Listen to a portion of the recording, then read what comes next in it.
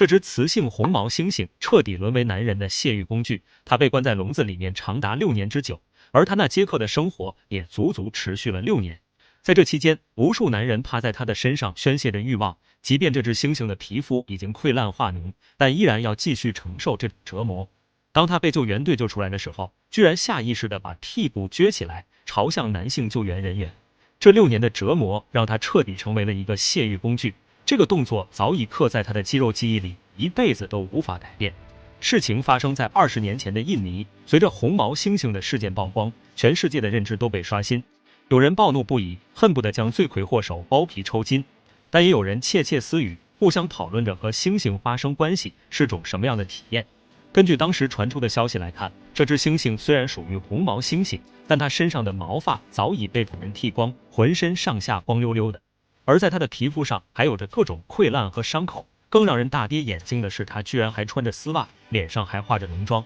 很难想象它究竟遭受了哪些非人的待遇，这6年又是怎么熬过来的。根据知情者描述，猩猩名叫潘妮，它的主人是当地最出名的老鸨子，名叫苏珊。在这个行业之中，他的独创足以称得上是标新立异，别人都是招揽失足妇女为自己工作，而苏珊却想办法弄了一只红毛猩猩回来，并且以2块钱一次的低价做起了皮肉生意，而其中的隐情则让人更是感觉毛骨悚然，头皮发麻。在猩猩接客的这6年里，苏珊用尽各种办法训练他，让他学习并接受各种讨好男性的姿势，甚至还把他的红色毛发全都剃光，给他穿上丝袜。起初人们都对这个情况持观望态度，虽然苏珊明码标价，在屋外挂着一次收费2块钱的牌子，但始终没人愿意当第一个嫖猩猩的人。在当时的印尼，用的钱是英镑，2块钱虽然不多，但谁也不愿意花这份钱去体验一个未知的事物。但所有人都是有贼心却没贼胆，这些男人经常3、5成群的蹲守在不远处，一边聊天一边斜着眼去观察情况，他们心里就像是蚂蚁在爬，但谁也不愿意当那第一个。但就在这天，一个精神不太正常的人钻进了屋子，而当他出来的时候，满脸冒着红光，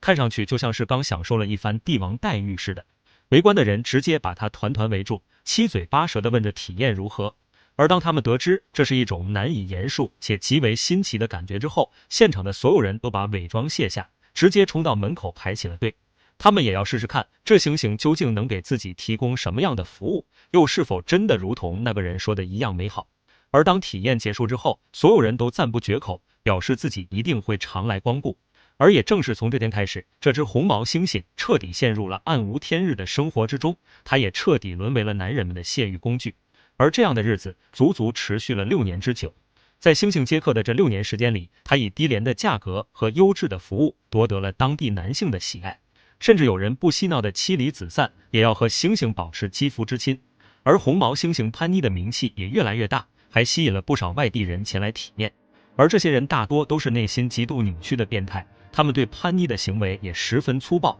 再加上那恶劣的生活条件，潘妮的身上也出现了大片的溃烂和伤口，而她的主人苏珊对此无动于衷。在他看来，只要潘妮能活着给他挣钱就够了，至于健康状态根本不在他考虑的范畴之内。而即便是身上溃烂到这种地步，潘妮的客人依然源源不断，她平均每天都要接待6个男性。这样的日子足足过了6年，当救援队闻讯赶来的时候，潘妮早已被折磨得体无完肤。但当他们要把潘妮带走的时候，当地村民纷纷拿着砍刀和棍棒堵在了村口。现在的潘妮不仅是男人的泄欲工具，更是村里的摇钱树，靠着它能吸引不少外地游客过来，村里的经济也能在一定程度上获得帮助。因此带走潘妮就等于是断了村里的财路，所以不管是男人还是女人，他们都不同意潘妮被救走。面对这种情况，救援队不得不暂缓行动。他们在回到基地之后，立即联系了当地警方，请求武装支援配合。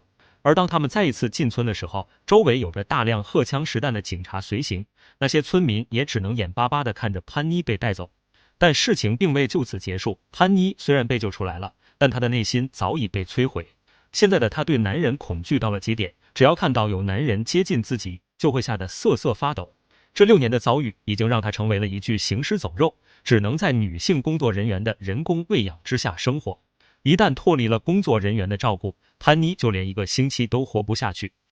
就生活品鉴征稿了。